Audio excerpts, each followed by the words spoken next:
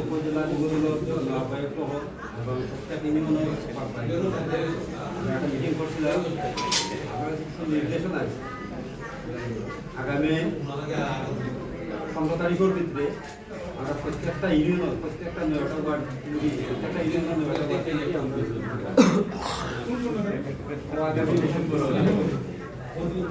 আমরা তারা টাইম বাইজে দিতাম এই 9টা ওয়ার্ডে 9 দিন। তো আমি লাস্টে মাঝে 13 দিনও টাইম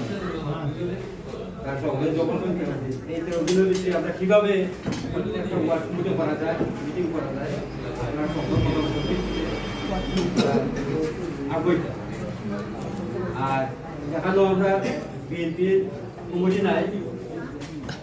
তারপরে তো তারা বিএনপি আমরা নেতা, তারা আমরা অভিভাবক যে ওয়ার্ডও যে আসুন বিএনপি সভাপতি সেক্রেটারি হিসাবে তারার পরামর্শ